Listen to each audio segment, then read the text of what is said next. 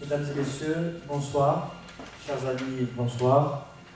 Merci d'être venus à un nouveau débat de repères. Comme vous savez tous, notre association a pour objectif la promotion de la citoyenneté.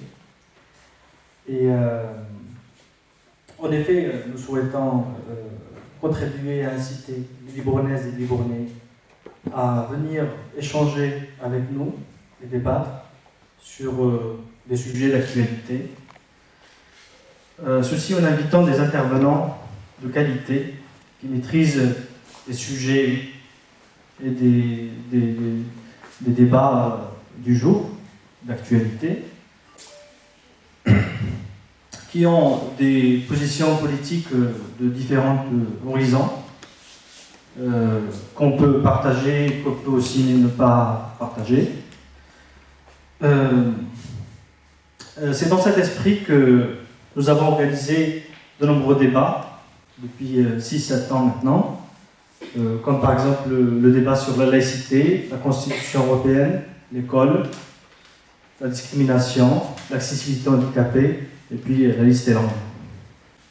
Fidèle à son engagement vis-à-vis des Libournais, l'association Repères organisera cette année plusieurs débats qui nous permettent de rencontrer et échanger avec des personnalités nationales du monde politique de différents partis politiques. À l'aube d'une année 2012, comme vous le savez tous, qui va être riche en événements électoraux, nous avons le plaisir d'ouvrir le débat avec un candidat à l'élection présidentielle, M. Nicolas Dupont-Aignan. Il a répondu favorablement à notre invitation. Et je souhaite, à ce titre, au nom de Repères et à votre nom tous, de le remercier chaleureusement.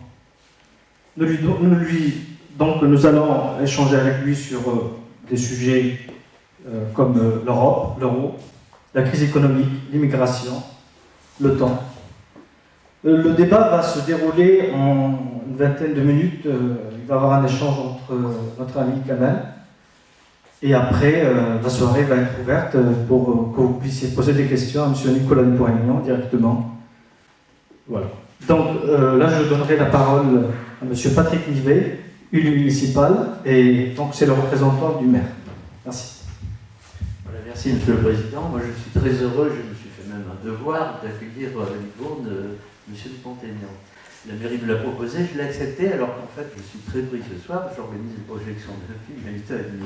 Mais je l'ai fait d'autant plus volontiers que je trouvais que c'était bien que ce soit un souverainiste de gauche qui accueille un souverainiste, je parle de Majorly en disant de droite, puisque vous étiez député UMP. Je suis souverainiste de gauche parce que je représente au conseil municipal à Libourne, avec une autre conseillère d'ailleurs, le mouvement républicain et citoyen de Jean-Pierre Chevènement. Donc je me suis fait un devoir vraiment de vous accueillir dans notre ville à Libourne. Bon, c'est une ville évidemment de gauche, où les socialistes sont majoritaires et où effectivement l'Europe, disons les fédéralistes européens sont très nettement dominants. Mais malgré tout, on essaie d'exister politiquement, c'est dur. On essaie de se frayer un chemin et on essaie de poser des problèmes que les autres ne posent pas, mais que vous posez, notamment la question de l'euro par exemple, qui ne fait pas florès sur les débats télévisés les plus récents, alors que c'est une question au cœur de l'actualité. C'est pour ça que je suis très heureux vraiment de vous accueillir à Libourne. Je félicite l'association Repères, qui est une association que nous aimons beaucoup, parce qu'elle anime de débats citoyens. Comme vous pouvez le constater, il y a toutes les communautés qui sont ici représentées, notamment la communauté musulmane, mais qui n'est pas la seule dans cette association, qui est une association citoyenne, et qui organise des débats républicains, donc je vous félicite d'y venir et d'avoir accepté leur invitation et de l'avoir organisé. Donc c'est très important. Nous sommes très liés à cette communauté, nous avons essayé de favoriser la construction d'une mosquée à Libourne et nous sommes félicitants des rapports que nous avons et de l'ouverture d'esprit que montre l'association Repères dans toutes ces questions politiques. C'est vrai que leurs débats sont importants. Ils relaient effectivement, ils sont un relais avec les quartiers, avec la vie politique en profondeur dans la municipalité. Donc ils jouent un rôle positif. Le débat de ce soir, je suis sûr, ne manquera pas à cette tradition, parce que ça fait plusieurs débats que vous organisez. Donc, Monsieur Dupont-Aignan, vous êtes le bienvenu à Livourne. Je vous remercie de passer par ici et je souhaite que ça soit positif, hein, pour des idées dont nous partageons certaines, pas toutes. Finalement, comme je ne peux pas rester, on ne pourra pas faire le compte, mais je suis sûr qu'avec la situation européenne, nous pourrons faire le compte des accords et des désaccords. En tout cas, bienvenue. Je prends le relais. Merci. Merci Jean-Louis. Donc Nicolas Dupont-Aignan, bonsoir. Bonsoir. Merci encore une fois d'avoir accepté l'invitation de Repère. Nicolas Dupont-Aignan, vous êtes candidat à l'élection présidentielle, vous êtes ancien député UMP et vous avez créé UMP et vous avez donc... Non, vous étiez ancien UMP. D'accord, très bien. Et aujourd'hui, vous avez créé votre mouvement Debout la République, qui se décrit comme... Ah oui, on va d'abord couper les portables, ce serait vraiment bien.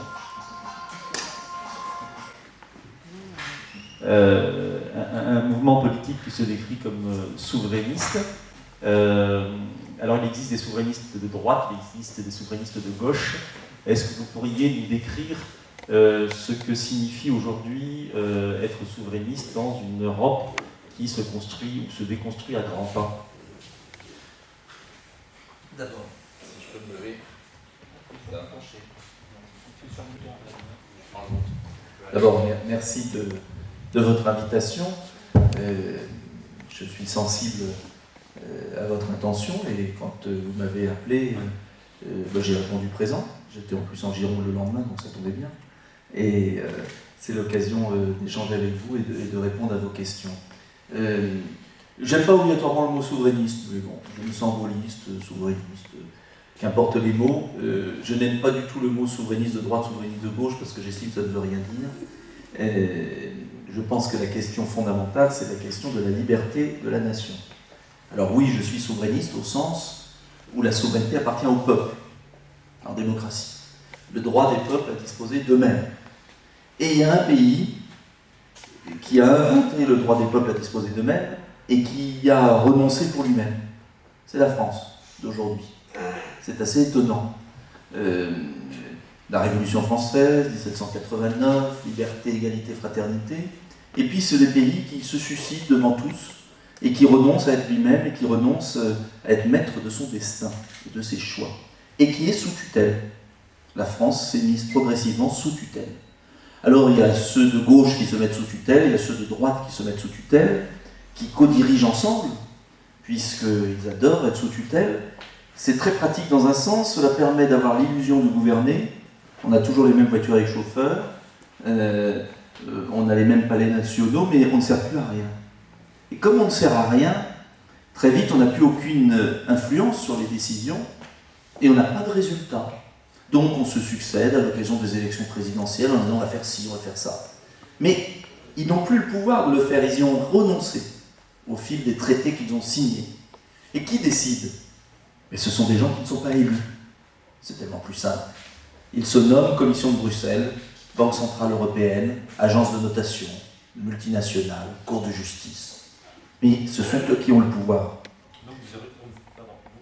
Vous résumeriez aujourd'hui le souverainisme que vous n'aimez pas en termes d'appellation à un mouvement de pensée qui redonnerait le pouvoir au peuple. Exactement, vous avez tout compris.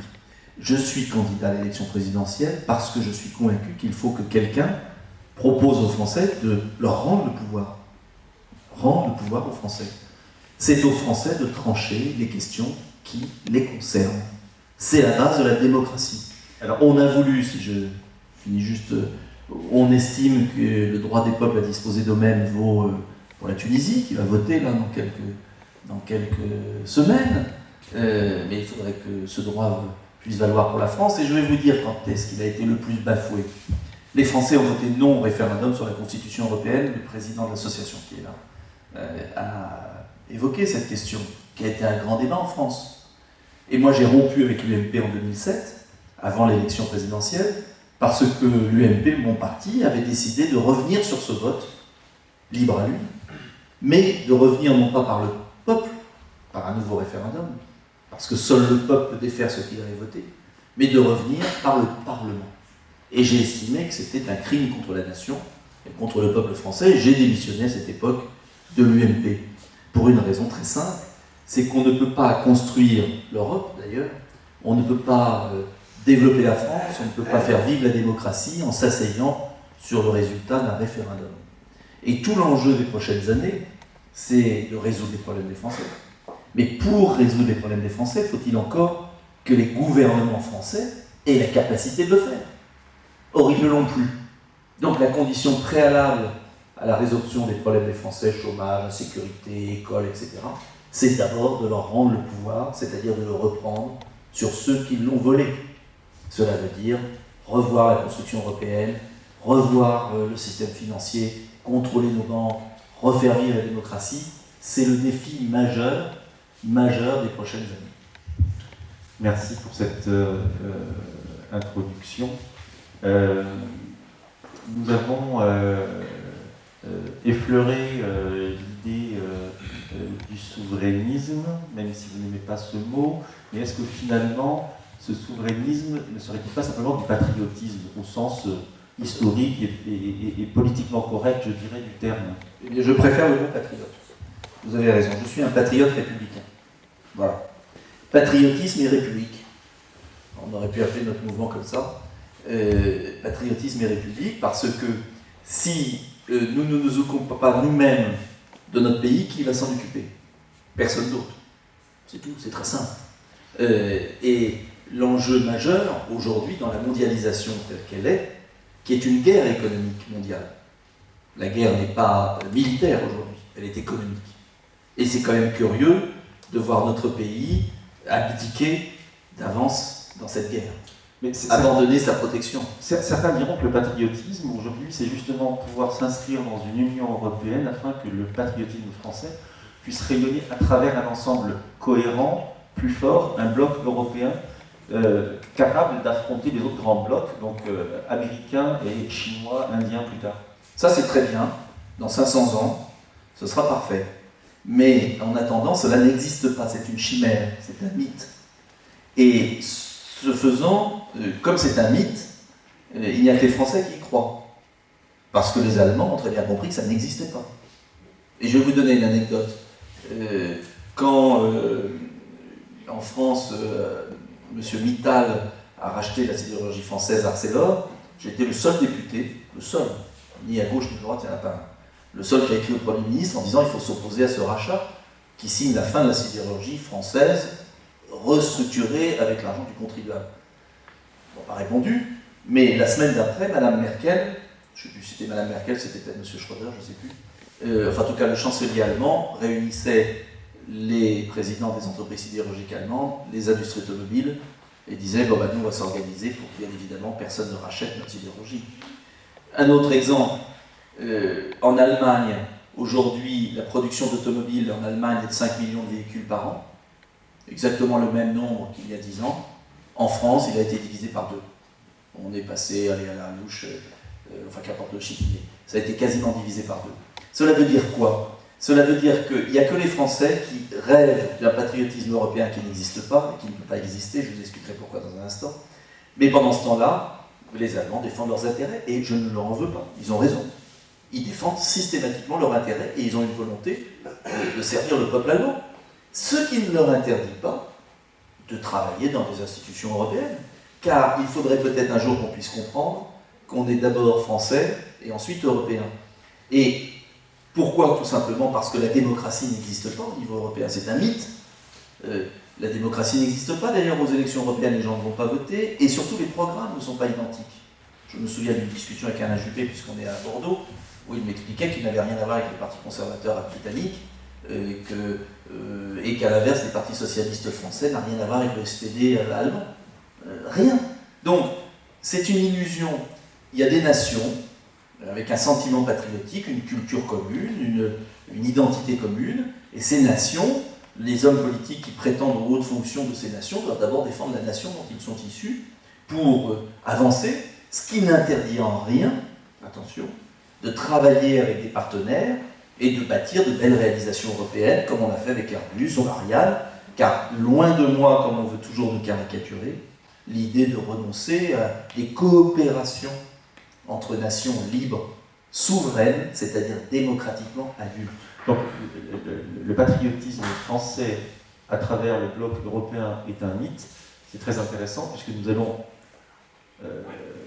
enchaîner sur un second mythe et vous allez tenter de le déconstruire, si vous le voulez, qui est de dire... vous voyez, vous avez sans doute beaucoup plus de points communs avec moi qu'avec le Parti socialiste fédéraliste. Mais je ne veux pas vous provoquer, je ne veux pas vous gêner dans votre bonne ville de Libourne. Je ne veux pas que vous ayez des ennuis. C'est pour ça que c'est mieux que vous sortiez maintenant, parce qu'après vous allez être trop d'accord avec moi, je suis sûr. Non, je le fais enrager, pardonnez-moi, c'est affectueux. Donc, second mythe serait que la sortie de la France de l'Union européenne serait un drame tant au point de vue politique, de sa gouvernance, que de point de vue économique. Donc on a un deuxième mythe auquel croit fermement la majorité des Français. Qu'est-ce que vous pouvez répondre à ça? Est-ce que c'est un drame de sortir de l'Union européenne? Alors attention, d'abord moi je réfute le mot sortir. Pourquoi on sortirait de l'Union européenne? Nous en sommes le cœur. Il faut la transformer radicalement. Mais je ne me situe pas dans une position de sortie de quelque chose dont je suis le cœur. Est-ce qu'il y a une Union européenne sans la France? Non, on est au milieu, géographiquement, donc c'est pratique.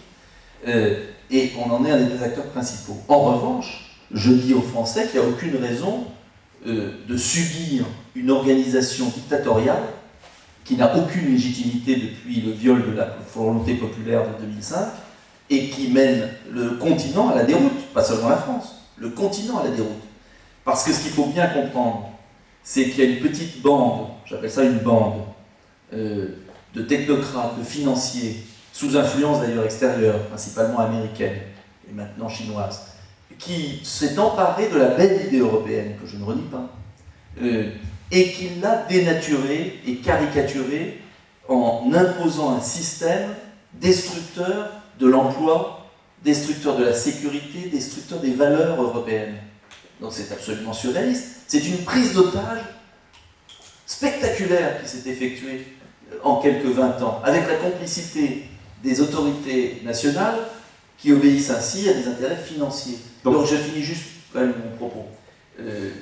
Donc ce qui veut dire quoi? C'est qu'il ne s'agit pas de sortir de l'Union européenne, il s'agit de refonder totalement l'Union européenne sur des bases solides, saines, démocratiques, nationales, car l'Union européenne ne peut être efficace que si elle additionne des nations qui travaillent ensemble et non pas si elle se substitue à ces nations. Ça, c'est le point clé. Donc, on peut tout à fait, je prends un exemple concret, il faut toujours être concret dans la vie. Le traité de Barcelone, qui a été signé par Jospin et Chirac main dans la main, et qui casse tous les services publics, puisqu'elle libéralise des choses qui ne peuvent pas être gérées par des entreprises privées. Je pense à l'électricité, qui est un fiasco intégral.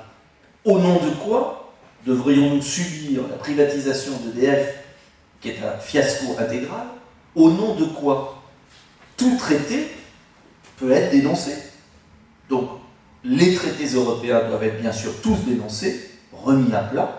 C'est pas sortir, c'est refonder et proposer à nos partenaires, par un mémorandum, un nouveau traité qui ne mette pas en cause l'idéal de paix, de progrès de l'Union européenne, parce que être ensemble, moi je ne veux pas déclarer la guerre à l'Allemagne, je ne suis pas fou, et je veux travailler avec les amis allemands, italiens, anglais, etc., mais sur des bases saines, où nous contrôlons par la démocratie ce que nous donnons et ce que nous prenons. C'est un changement radical, bien sûr. C'est le refus de cette espèce de pilotage automatique, de fin de la démocratie, qui est mis en place et auquel se sont soumis de manière extravagante nos dirigeants politiques français. Extravagant. Vous mettiez en lumière tout à l'heure l'idée que la finance a été, ou la finance mondialisée est un des points faibles en termes de gouvernance. C'est-à-dire que le poids aujourd'hui des banques sur les États et notamment l'Union européenne, quelque part vide et délégitime le pouvoir politique à ceux qui devraient l'avoir. Comment pourriez-vous expliquer ou expliciter davantage comment s'articule le double pouvoir? Est-ce qu'il y a un pouvoir apparent qui serait celui des politiques, un pouvoir caché qui serait celui des banques? Quel est votre positionnement là-dessus? Quand le pouvoir politique est faible, tous les pouvoirs, toutes les féodalités renaissent. Toute l'histoire de la France, l'histoire d'un pouvoir politique fort ou faible.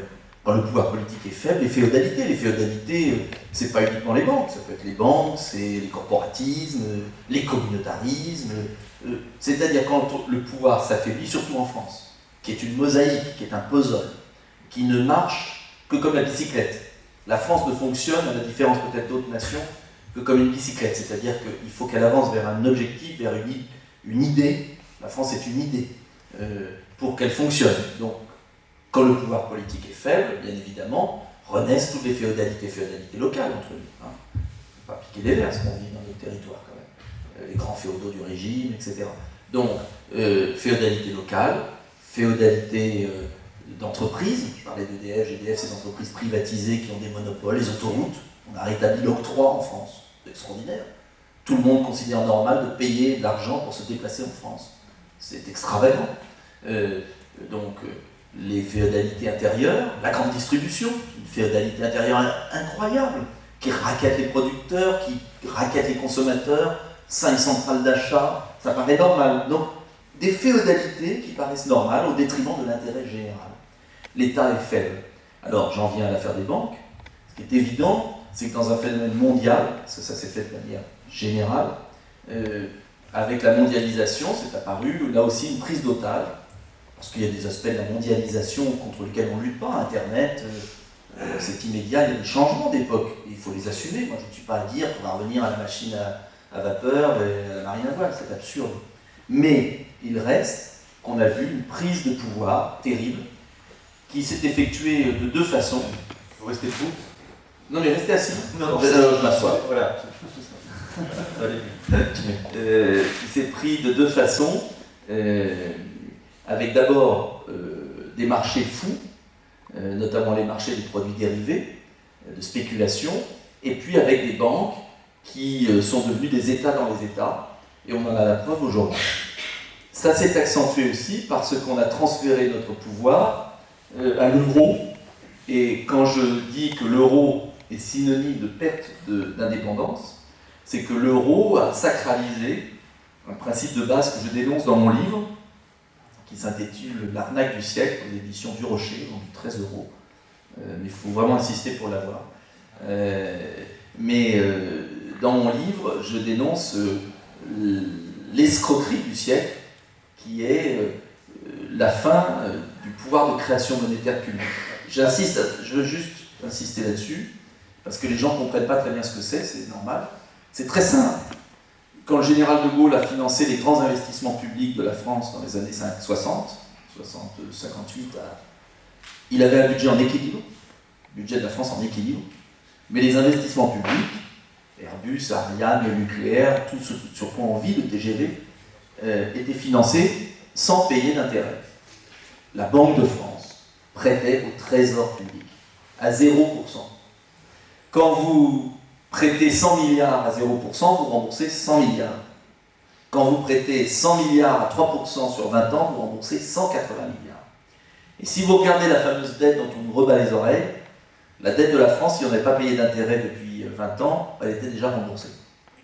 Ça veut dire que la loi de 73, qui est une loi Pompidou-Giscard, qui interdit à la Banque de France de prêter à 0% au Trésor public, qui a été consacré par le traité de Maastricht, puis par le traité de Lisbonne, l'article 123, interdit à la Banque de France, qui est la propriété publique de tous les Français, de financer des investissements publics. Je ne dis pas qu'il faut faire marcher la planche à billets pour du fonctionnement, parce que là, ce serait dangereux. Ça finirait en faillite générale. Mais pour des investissements publics qui rapportent à la nation, qui sont structurants, il n'y a aucune raison de payer des taux d'intérêt. Mais qu'est-ce qu'on a fait? On a donné aux banques privées ce que l'État avait mis des siècles, l'État royal, l'État du roi, avait mis des siècles à conquérir. On l'a redonné aux banques privées. Et les banques privées, qu'est-ce qu'elles font? Il faut quand même le comprendre. Elles prêtent à 3% à l'État, c'est-à-dire à nous tous, à 8% en Grèce, mais elles se financent à 0 ou à 1% auprès de la Banque centrale. Donc, parce qu'on nous dit, oui, mais vous allez faire de l'inflation, pas du tout. Les banques privées, elles le font. Qu'est-ce que fait une banque aujourd'hui? Elle emprunte à la Banque Centrale Européenne à 1% et elle reprête entre 3 et 8% aux différents États. C'est facile. Ça ne demande aucun risque. C'est la machine à sous où les sous viennent tout le temps. D'ailleurs, Et je finis juste, pardonnez-moi, je suis long, mais je veux être bien clair. Ça veut dire quoi? Ça veut dire que ça s'est jamais vu. Jefferson ou Lincoln, aux États-Unis, disaient que quand l'État abandonne la création monétaire au pouvoir privé, c'est la fin de la démocratie. C'est-à-dire que aujourd'hui, on supprime des enseignants, on supprime des policiers dans les commissariats, on supprime des infirmières dans les hôpitaux, parce qu'il faut payer ces 50 milliards d'intérêts. Mais c'est délirant ce qui se passe. C'est délirant. Et vous croyez que la Chine se gêne pour faire ça? Ben non, ils ne sont pas fous. Ils financent directement. Les États-Unis, alors avec des excès, on en parlera dans l'autre sens, ils peuvent financer directement. Mais nous, en Europe, on s'est mis un système de folie où on a donné un privilège considérable aux banquiers et une recette miraculeuse. Alors qu'est-ce qu'ils ont fait? Alors ça leur retombe dessus aujourd'hui.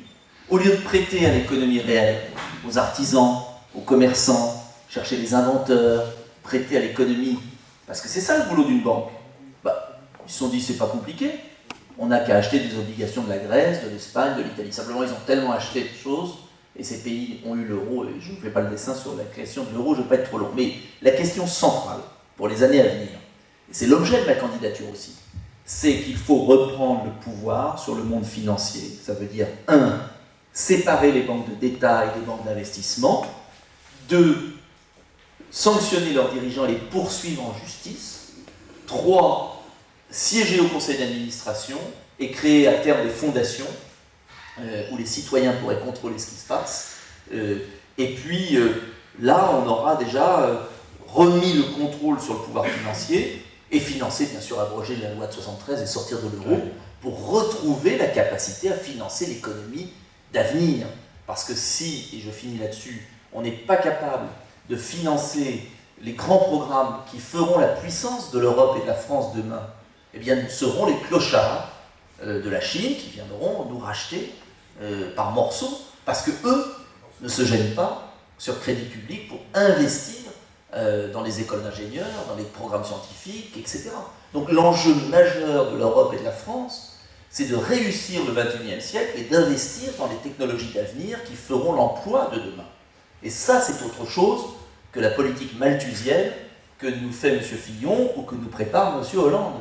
C'est ça la réalité. Bien. Ce qui vous singularise aujourd'hui, le discours de Dupont-Aignan ou de Debout la République, c'est justement cette histoire d'euro. Vous parliez de finances, la transition est intéressante.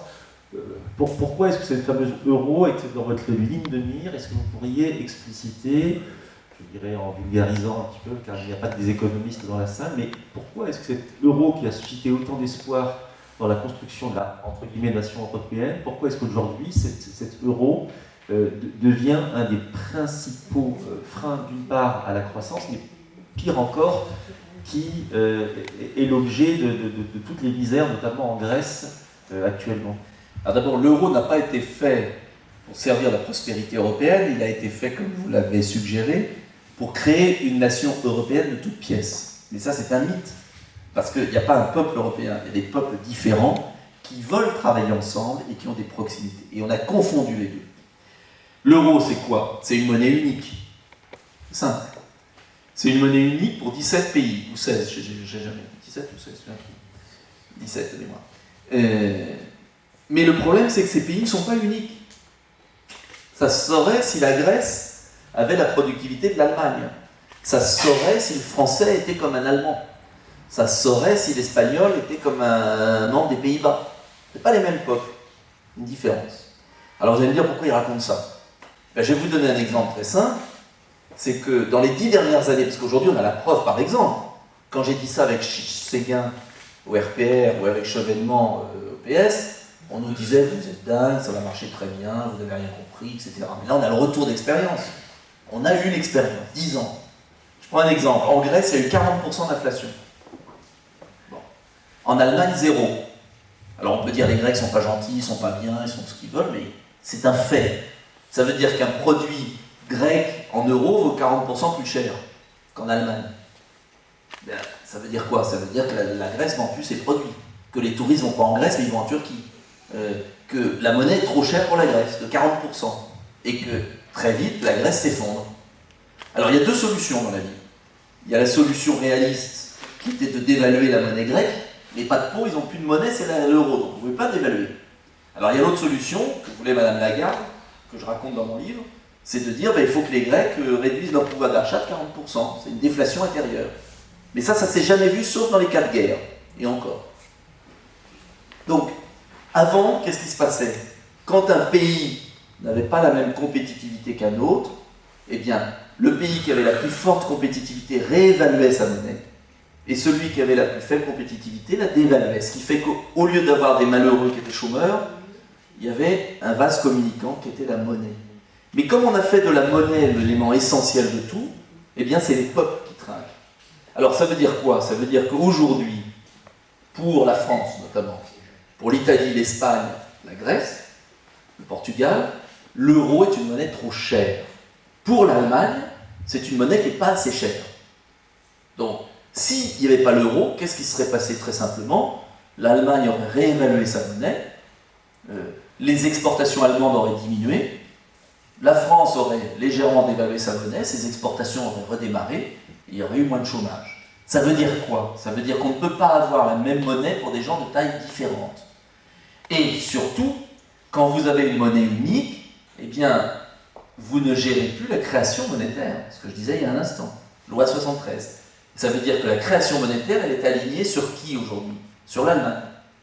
Mais l'Allemagne n'a pas du tout la même situation que la France. Je prends un exemple. L'Allemagne a une démographie en chute libre, ils ne font plus d'enfants. Donc les Allemands, leur objectif et leur hantise, n'ayant plus d'enfants, c'est d'avoir une monnaie très chère, d'être comportement de rentier. Nous, notre hantise, nous avons la démographie la plus forte d'Europe. Nous avons des jeunes dans les quartiers. Il faut qu'ils aient du boulot. Donc il ne faut pas une monnaie trop chère. C'est absurde. On n'a pas la même problématique que les Allemands. Ça n'enlève rien aux qualités des Allemands et aux qualités des Français. Nous ne sommes pas les mêmes. Si on ne crée pas des emplois en France chaque année, on condamne la jeune génération au chômage. C'est-à-dire à la perte de dignité, à la perte de destin, au drame social et politique. On va y revenir. Donc, pour être clair, l'euro est un échec parce que chaque pays doit avoir sa monnaie et l'euro est une monnaie trop chère pour l'économie française. Elle a asphyxié l'économie française. Quand une monnaie est surévaluée d'environ 20% pour la France, ça veut dire quoi? Ça veut dire que ces entreprises vont produire ailleurs. Et ils vont produire où? Hors zone euro. En Pologne, en Chine, ailleurs, parce que ce n'est pas la zone euro. Donc si on veut produire un minimum en France, il ne faut pas avoir une monnaie trop chère. C'est simple comme bonjour. Simplement, c'est un dogme. On n'a pas le droit en France de dire ça. Vous avez osé employer le mot protectionnisme dans vos différentes interventions. C'est un mot qui a fait peur. Est-ce que vous pourriez vous rassurer sur qu'est-ce que vous entendez par protectionnisme aujourd'hui? À l'heure de l'OMC, à l'heure du marché commun européen, qu'est-ce que signifie aujourd'hui protéger ses frontières du point de vue économique? D'abord, tous les pays sont protectionnistes. Il n'y a que l'Europe et la France qui ne le sont pas, ce qui est gênant. Le premier protectionnisme, il est monétaire. C'est quoi le protectionnisme monétaire? C'est ce que fait la Chine. Elle laisse une monnaie sous-évaluée de 50%. C'est génial. Vous imaginez le gain de compétitivité fabuleux? Imaginez que la France est une monnaie dévaluée de 50%. Mais on crée 2 millions d'emplois comme ça. La Pologne a dévalué sa monnaie de 20%, la Suède et le Danemark ont une monnaie beaucoup plus faible. Donc, le protectionnisme monétaire, il est partout sauf en Europe, où nous, on est alignés sur l'Allemagne. Donc je dis, si tous sont protectionnistes, pourquoi nous, on ne le serait pas un peu? Donc il n'y a aucune raison qu'on soit les seuls à ne pas l'être. Protectionnisme monétaire. Deuxième point, quand je parle de protectionnisme, en fait, on devrait parler de loyauté de l'échange. Protectionnisme, c'est un double mot. C'est un mot provocateur, qui fait peur, que j'emploie volontairement pour dire qu'il serait peut-être temps, nous sommes en légitime défense. Légitime défense. Je ne dis pas qu'il faut mettre, comme dans les années 30, des barrières protectionnistes partout, ce serait absurde. Mais entre un excès d'ouverture et un excès de fermeture, il y a un juste milieu à trouver. Et ce juste milieu, c'est la loyauté de l'échange. Ça veut dire quoi? Ça veut dire qu'on peut avoir des barrières ouvertes quand on est en concurrence avec des gens qui se comportent loyalement. Je prends l'exemple de la Chine. La Chine a violé toutes les règles de l'OMC, notamment sur la contrefaçon. Il y a 10 ans, quand la Chine est entrée dans l'OMC, on a dit « elle rentre, mais on va être vigilant sur la contrefaçon ». Tu parles? Toutes les règles sont violées. Est-ce qu'on a réagi? Non. Est-ce qu'on sert les Chinois? Non. Parce qu'on a mis en place en Chine une économie de réexportation qui consiste pour nos multinationales, américaines et européennes, à faire travailler des esclaves, mais pas à développer la Chine. Donc, être protectionniste, ou du moins vouloir rétablir la loyauté de l'échange, c'est quoi? C'est imaginer par grandes zones régionales, des zones régionales avec des barrières douanières minimum. C'est très important pour l'Afrique, si on veut développer l'Afrique, parce que alors, déjà nous on a du mal, mais alors l'Afrique est complètement explosée en vol. Donc, protéger l'agriculture africaine, permettre à ce continent de se développer, permettre à l'Europe de sauvegarder ses acquis sociaux, et permettre à l'Asie de développer le niveau de vie de ses habitants et non pas de les esclavagiser. Parce que, en fait, le système qu'on a créé aujourd'hui est un système de nivellement social, écologique, par le bas. Or, tout le principe du libre-échange était au départ un système de nivellement par le haut. Donc il faut inverser les choses. Et ce qui est stupéfiant politiquement en France, c'est que on ne réfléchit plus, ils ne réfléchissent plus. Ils annonnent des credos de la pensée unique qui sont obligatoires, où il faut répéter en chœur la libre-échange, c'est important, sinon vous êtes fasciste. On n'est pas fasciste, je ne suis pas fasciste, je suis pour que le continent européen se protège, car on ne peut pas respecter des lois sociales dans un continent si en même temps on est en compétition avec un pays ou une zone dont le seul objectif est de détruire toutes les lois sociales. C'est pas possible. Et en plus, ce sont des entreprises de notre pays qui vont esclavagiser les autres. Donc c'est une histoire de fou. Et il y a un moment, il faut dire stop. C'est pas une histoire de fou, c'est une histoire d'intérêt.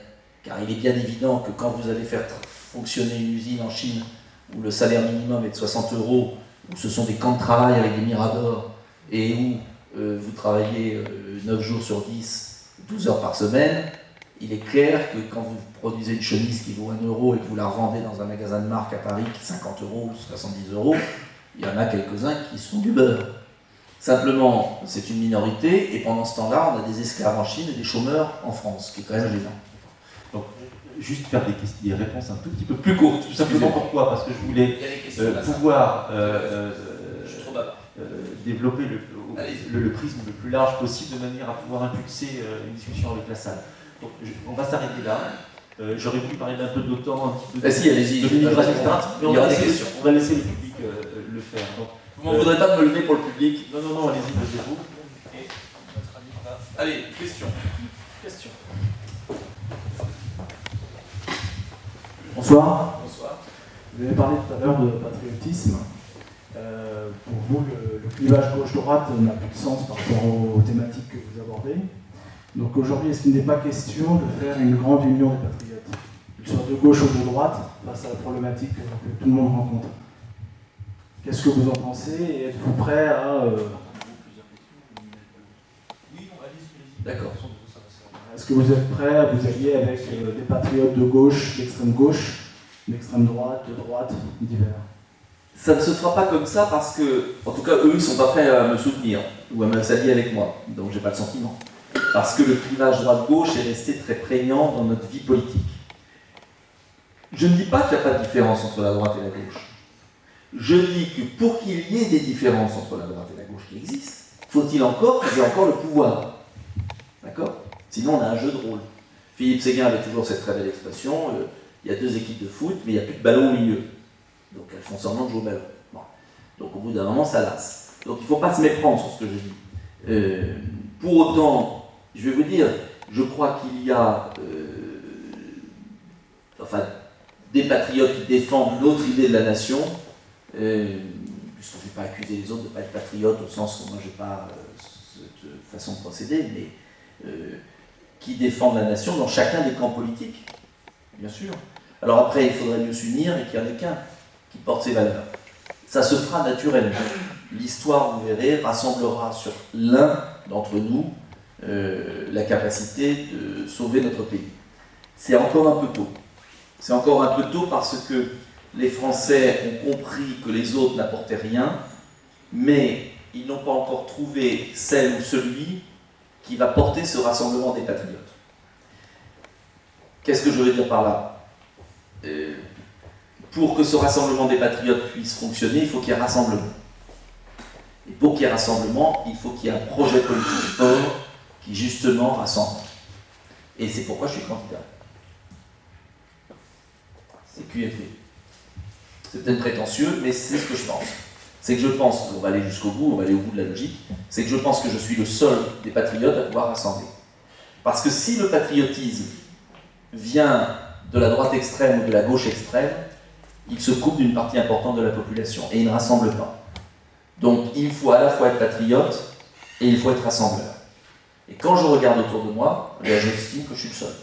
Voilà. C'est peut-être un peu prétentieux, mais c'est la réalité, donc je vous en redis. Merci. On va prendre d'autres questions. Monsieur ? Bonsoir, monsieur le député.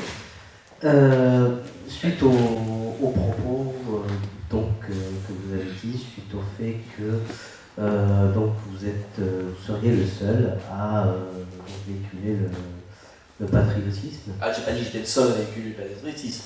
Vous, J'étais le seul à pouvoir rassembler. à pouvoir rassembler. Pas la même chose. À pouvoir rassembler. J'ai pas fait de prétention. Comment justement comment comptez-vous justement le reléguer au niveau national, sachant que l'espace médiatique est en ce moment occupé par les primaires socialistes et sachant aussi que l'UMP prépare une réponse et prépare un décortiquement, on va dire, donc suite à ces primaires et suite à leur programme. Comment justement comptez-vous occuper de votre côté l'espace médiatique afin que vous puissiez véhiculer et de façon à convaincre le plus d'électeurs possible? Pas de dérange pas, on va peut-être prendre Allez-y. des questions comme ça. Non, je vais répondre du cas par coup, je vais être plus. Oui, ok. Tout simplement par ma candidature à l'élection présidentielle. Qu'est-ce que je peux faire d'autre ?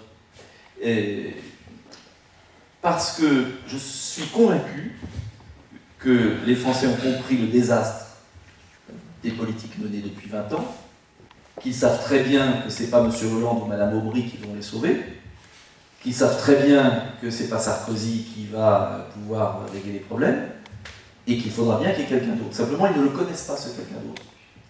Et ce quelqu'un d'autre, il va se présenter à eux. Et vous verrez, ça se fera. Ça se fera parce que c'est la logique des choses. Et il faut un beau projet pour les Français. Et ce beau projet, je le porterai. Alors après, on verra. Ils font ce qu'ils veulent. Mais il n'y a rien d'immuable. D'ailleurs, si vous aviez quelqu'un aujourd'hui qui convienne, ça se saurait. Ça se saurait. Il n'existe pas, parce que sinon il existerait avec un score fabuleux. Et il n'y a pas. Donc, on voit bien qu'il y a un boulevard pour celui qui va dire aux Français ce que je vais dire. Il faut redresser la France, il faut la libérer. Mais la libérer, c'est un combat de libération nationale qu'on entame. Ça ne sera pas piquer des verres, il va falloir le faire. Reprendre sa liberté, c'est difficile. Mais il faudra le faire en rassemblant tous les Français et tout qui viennent. C'est ça l'enjeu.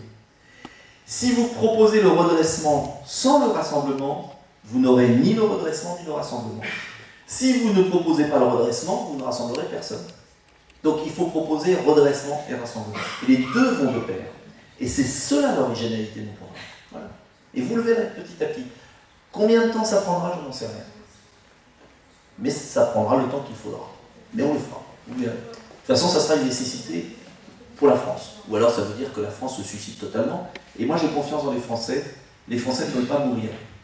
Et les Français sont très attachés à leur liberté. Donc vous verrez. On le fera. Je ne suis pas du tout inquiet. Ça ne sera pas facile.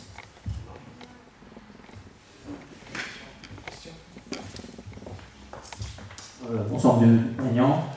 paraissez quelqu'un de courageux. Vous avez fait face à M. Sarkozy, ancien, vous étiez à l'UMP auparavant, et quelqu'un d'ambitieux. Admettons, sur le mois de mai 2012, vous êtes président de la République. Voilà.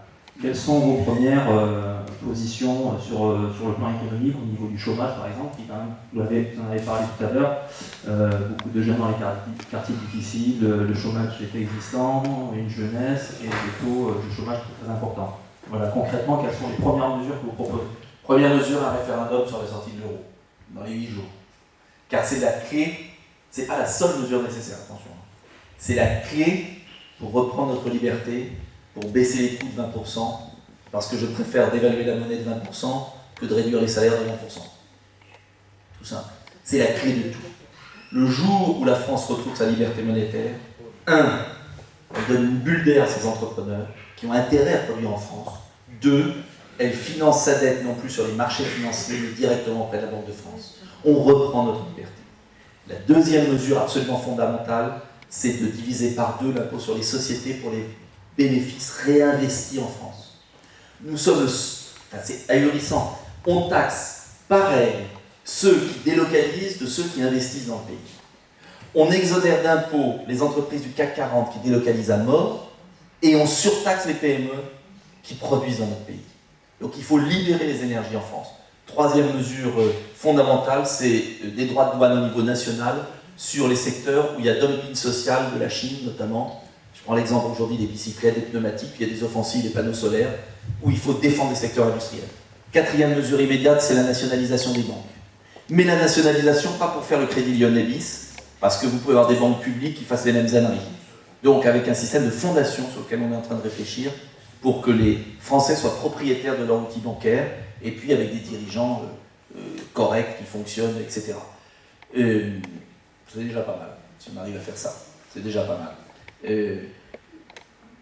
L'objectif et tout mon projet politique. Vous savez, Clémenceau disait, quand il est arrivé en 17 à la Chambre, tout était perdu, et on lui dit, quel est votre programme? Et il dit, la guerre, la guerre, la guerre. Ben moi, mon programme, c'est l'emploi, l'emploi, l'emploi. Relocalisation d'1 million d'emplois. Le jour où vous avez mis toutes les décisions publiques sur un seul objectif, relocaliser. Pas pour dire il faut relocaliser, c'est un ordre. Pour faire en sorte que les entreprises aient intérêt à produire en France. C'est la seule solution. Il faut que tous les chefs d'entreprise, à un moment donné, se disent tiens, mon coût économique de production en France, il est plus favorable que ce qu'il était avant. Et souvent, c'est les petites choses qui changent. 10%, 15%, ça peut vite faire. Donc, il y a une masse de richesse en France, considérable. Je ne veux pas être trop long. L'épargne en France. 17% de taux d'épargne. On a la plus forte épargne du monde. On est assis sur un tas d'or. Mais cette épargne, elle n'est pas utilisée au développement industriel du pays. Donc, il n'y a pas un problème de richesse dans notre pays. Il y a un problème de répartition de richesse et d'orientation de la richesse sur la production sur le sol national. C'est ça l'enjeu. Donc, mon programme économique, tout faire pour que la richesse nationale s'implante en France. C'est ça l'enjeu du patriotisme économique. Mais c'est vital. Sinon, nous serons un peuple de clochards. On a déjà commencé. Je crois que j'ai une autre question aussi. Sûrement. Et vous pouvez critiquer. Hein. Bonsoir Monsieur le député. Il n'y a pas de critique, ça devient gênant. Vous avez évoqué la possibilité de remplacer l'euro par l'euro-marque, l'euro-franc. Oui. Donc j'aurais 2 questions à ce sujet. La première, comment allez-vous convaincre les Allemands d'arriver à une telle solution? Et la deuxième, je voudrais juste comprendre comment cela fonctionnerait exactement. Mais d'abord, je n'ai pas besoin de les convaincre. Parce que si j'attends d'avoir l'accord des autres pour prendre la mesure qui va libérer la France, elle sera jamais prise. Donc je n'ai pas besoin de les convaincre. C'est pourquoi il faut un référendum, en plus de l'élection présidentielle. C'est le peuple français qui décide de sortir l'euro de l'Europe. Si les Allemands veulent le garder avec ceux qui veulent, qu'ils le gardent. Très bien pour eux. D'ailleurs, ils seront assez contents, on peut dire, de le garder parce qu'ils ne voudront plus non plus d'économie du Sud et de la France qui s'enfoncent dans une économie suicidaire puisqu'une monnaie trop chère. Donc, voilà. Donc, quand Mme Merkel a augmenté la TVA pour mettre en place la TVA sociale qui nuisait profondément aux intérêts français, elle n'est pas venue nous demander l'autorisation à la France. Donc, on peut être amis et être maître chez soi. Ça, c'est le premier point. Le deuxième point, très pratiquement, vous lisez mon livre, vous avez tout un chapitre sur comment on sort, mais c'est très simple. On fait croire aux gens que c'est très compliqué, mais dans l'histoire monétaire, il y a plein de pays qui sont sortis d'une monnaie, qui ont rompu avec une monnaie. Très récemment, la Tchécoslovaquie, qui s'est séparée en deux, les pays du groupe soviétique ont retrouvé leur monnaie. Ça s'est fait en 6 mois. Pas compliqué. Et je vais vous dire, on va arriver à un point, ce qui sera stupéfiant, c'est que les marchés financiers salueront cette décision parce qu'ils auront compris tout de suite que c'est le seul moyen de relancer l'économie française. Donc le paradoxe, ce sera que les marchés financiers approuveront et applaudiront des deux mains. Quand le général de Gaulle est revenu en 1958 et qu'il a créé le nouveau franc, il a dévalué de 20%, il a créé le nouveau franc, il a rétabli l'équilibre des comptes. Personne sous la 4ème République pensait que c'était possible. Donc, attention, et quand vous lirez mon livre, vous verrez, je ne dis pas qu'il faut sortir de l'euro pour raser gratis. Attention. Sortir de l'euro aura des inconvénients. Les produits importés vaudront plus cher. C'est l'objectif, c'est de consommer moins de l'extérieur et de produire plus en France. Donc, il y aura ça ne sera pas obligatoirement un lit de rose. Je ne dis pas que la sortie de l'euro est quelque chose qui permet de raser gratis. C'est pas vrai. C'est pas vrai. La sortie de l'euro permettra aux Français de retrouver la maîtrise de leur destin, mais il faudra faire des efforts pour s'en sortir. Mais en revanche, des efforts qui donnent du boulot à nos enfants. Et un jeune de 18 ans, 19 ans, qui n'a pas d'espoir d'avoir un boulot, une dignité, du respect, mais il ne peut pas faire sa vie. Il ne peut pas se marier, il ne peut pas avoir des enfants, il ne peut pas penser à l'avenir, il ne peut pas rêver sa vie. C'est monstrueux ce qu'on est en train de faire. Ce chômage de masse casse tout, gangrène tout. Donc, l'enjeu majeur, c'est la lutte contre ce chômage de masse qui fout en l'air notre société. Il n'y a pas d'autre issue. Dernier point, et je l'explique dans mon livre, je garde une monnaie commune. C'est-à-dire, je garde l'euro comme instrument de réserve entre banques, comme était l'écu dans le système monétaire européen, et je demande même aux Anglais de venir avec nous, et aux Russes, parce qu'on pourrait très bien avoir une monnaie de réserve, l'euro, pour tout le continent européen. Parce que c'est vrai qu'à terme, ce serait bien d'avoir, à côté du dollar, à côté du yuan, un euro monnaie de réserve qui permette de répartir des réserves de change. Donc je ne jette pas tout, mais nous aurons, alors en plus symboliquement, ça fait plaisir aux gens, ils n'auront pas l'impression de perdre l'euro pour ceux qui y croient, eh bien il y aura l'euro franc, l'euro marque, l'euro, etc. Mais ça permettra ainsi d'avoir une flexibilité et nous d'avoir notre liberté. Et puis c'est tout. C'est très simple, c'est pas compliqué. En revanche, pour les élites françaises et le petit milieu médiatico-politique français, c'est l'apocalypse. C'est l'apocalypse. Et souvenez-vous, ça a toujours été comme ça, malheureusement. Ils se sont toujours trompés. Merci. J'ai encore une question là. Oui, M. Dupont-Aignan, l'apocalypse, c'est une belle transition pour ma remarque, mon observation. Je voudrais partager avec vous et avec le public une certaine inquiétude en fait. Puisque bon, en prenant une politique souverainiste, le protectionnisme, quitter l'euro, est-ce qu'on ne risque pas quelque part d'affaiblir l'Europe, voire, scénario catastrophe, de l'éclater, alors qu'on est dans une période, une transition géopolitique qui est assez grave, difficile, et qu'on voit apparaître des pôles économiques, financiers, militaires, comme la Chine, l'Inde, l'Amérique latine, alors qu'on a besoin aujourd'hui, demain encore plus, d'une Europe forte. Est-ce que là, on ne risque pas au contraire de l'affaiblir, voire de signer sa mort, quoi, sa fin? Alors je vais vous prendre une image, je ne sais pas si elle est bonne, mais que je trouve claire du moins. Quand vous avez des bateaux de pêche, vous imaginez des bateaux de pêche, ils partent en mer. Si ces bateaux de pêche sont tous attachés les uns aux autres, vous les attachez avec des cordages. Hein, vous avez 16 bateaux de pêche qui partent en flottille. Si vous les attachez tous ensemble, d'accord, à la moindre tempête, qu'est-ce qui se passe? Ils se fracassent les uns les autres. Mais d'accord, il y a des bateaux qui sont tous attachés. À la moindre vague. Si ces bateaux sont chacun indépendants mais marchent en flottille, s'il y a des vagues, ils survivent. Et ils sont ensemble. Ça veut dire quoi? Ça veut dire que si l'Europe est trop unique et qu'elle fait échouer chacune de ses composantes, elle ne réussit pas. C'est ce qu'on voit aujourd'hui. Les Grecs mettent des croix gammées sur les drapeaux allemands qui sont en Grèce et les Allemands veulent occuper la Grèce. C'est quand même gênant. En revanche, l'Europe sera beaucoup plus forte si chacune des parties de l'Europe est épanoui. Mais c'est comme dans un couple ou dans une famille. S'il y a une dictature dans la famille, ça ne peut pas marcher. Si chacun de la famille, les parents, la femme, les enfants sont épanouis et heureux, eh bien la famille va mieux. C'est par l'épanouissement de chacun des morceaux que la totalité va bien, que je sache. C'est pareil entre nous dans les territoires. J'essaie d'expliquer aux maires qu'il faut se défendre face aux communautés d'agglomération parce qu'on est en train de faire des féodalités locales et puis qui nient l'existence des communes. Exactement la même chose. Qu'est-ce qu'il faut pour l'Europe? L'Europe est diverse. D'ailleurs, c'est toujours étonnant, c'est ceux qui sont les avocats de la diversité qui veulent une Europe unifiée. L'Europe est diverse. Elle est différente. L'Italie est différente de la France, de l'Espagne. C'est notre richesse, c'est notre force. Pourquoi vouloir être tous pareils, sans savoir d'ailleurs ce qu'on serait? La force de l'Europe, c'est que chacune des nations d'Europe fonctionne, soit épanouie, qu'il y ait autant qu'il y ait de l'emploi en Grèce, en France, en Espagne. Si en France, comme je dis toujours, on a envie d'avoir des petites voitures jaunes sur les routes qui distribuent le courrier tous les jours, qu'est-ce que ça gêne? Est-ce que ça gêne les autres? On n'a pas la même densité, on n'a pas la même géographie. Bon, bref. Donc, vous parliez de l'Europe face à la Chine, aux États-Unis, etc. On est différents. Vouloir nier cette diversité qui est notre force, c'est justement être très faible dans la mondialisation. Parce qu'on a fait la preuve dans le passé de ce qui marchait et de ce qui ne marchait pas. Airbus et Ariane ont été créés, c'est la plus belle réalisation européenne industrielle, Airbus. Que je sache, il n'y avait pas l'euro, il n'y avait pas la supranationalité. Tiens, c'est curieux. Et on l'a fait comment? On l'a fait à partir d'une coopération.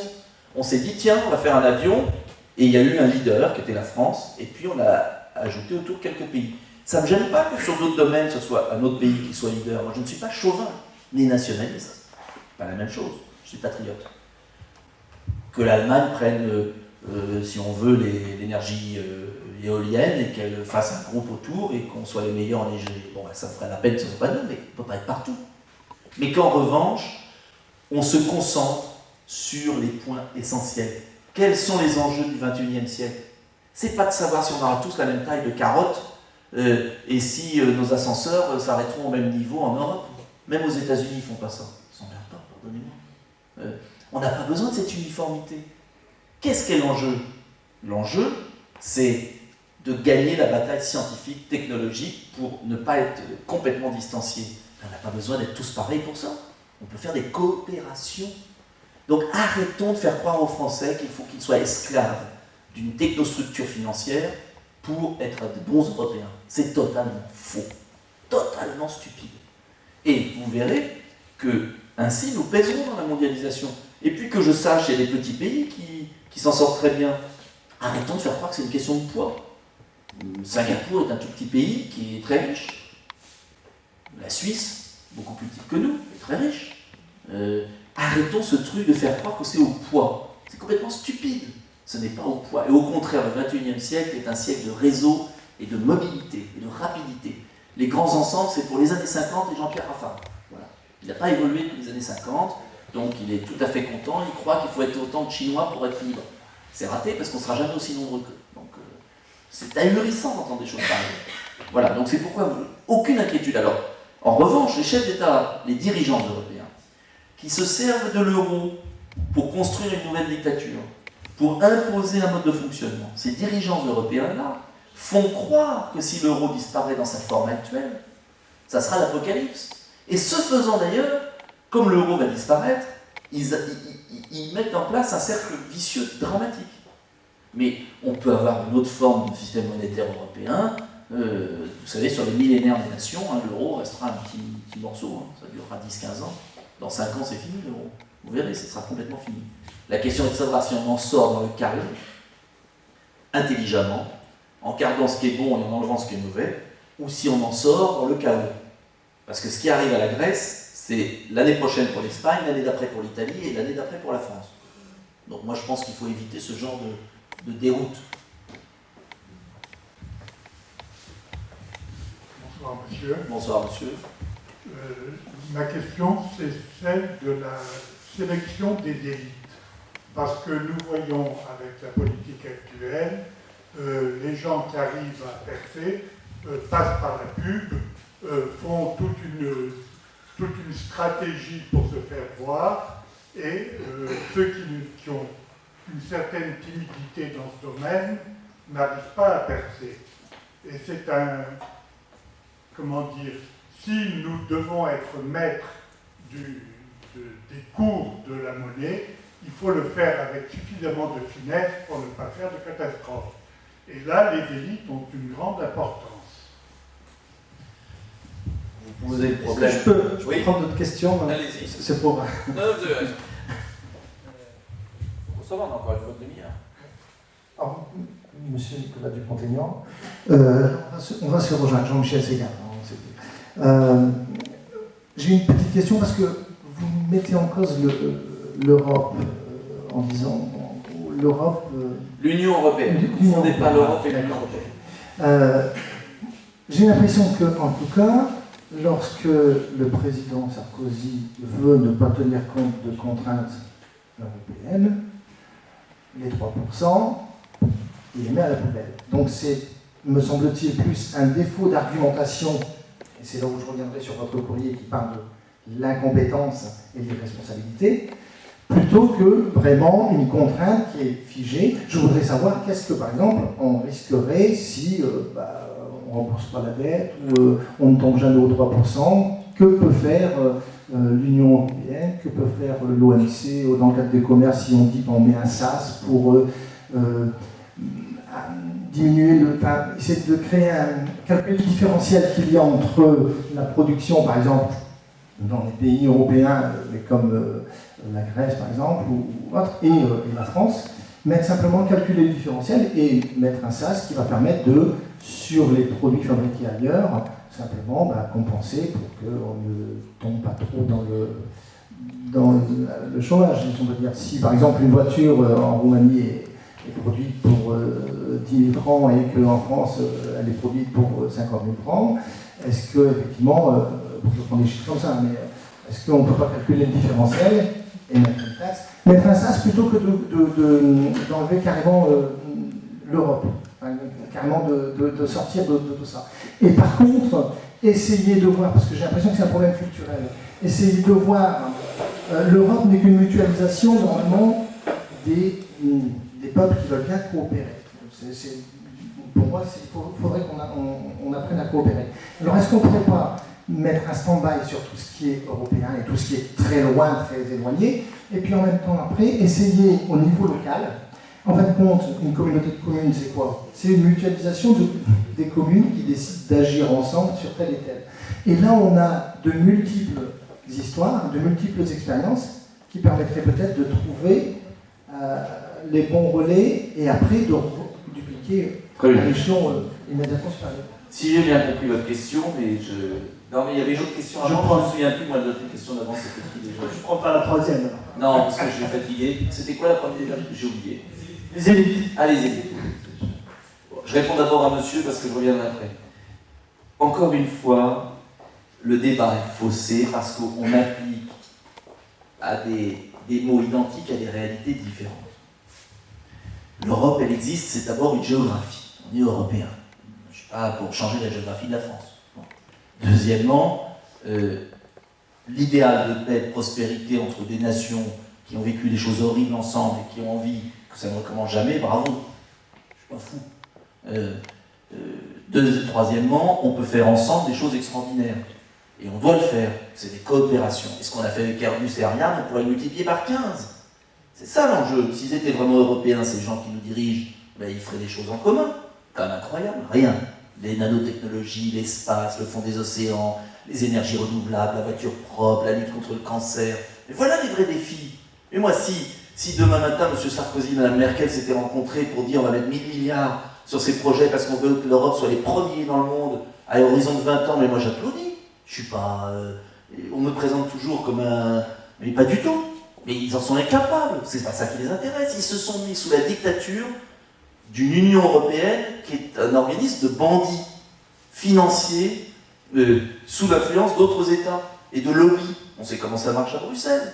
Donc il faut oser dire les choses. Et c'est d'ailleurs incroyable que ce ne soit pas des Européens qui osent le dire. On a mélangé tout.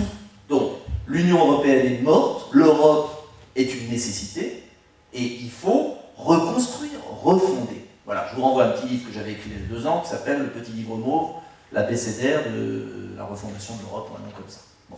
Donc ça veut dire quoi? Ça veut dire que ne confondons pas plusieurs choses. En revanche, il faut que les nations européennes reprennent le pouvoir pour ça. Bon.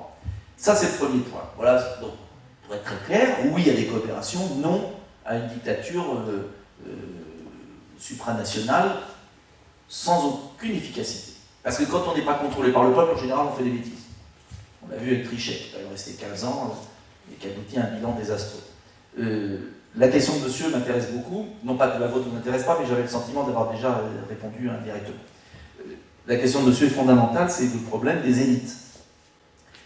Quand les élites sont des bandits, c'est gênant. Et c'est ça le problème en France, quand même. Non pas qu'ils soient mauvais individuellement, mais collectivement, ils jouent un jeu qui quand même devient insupportable.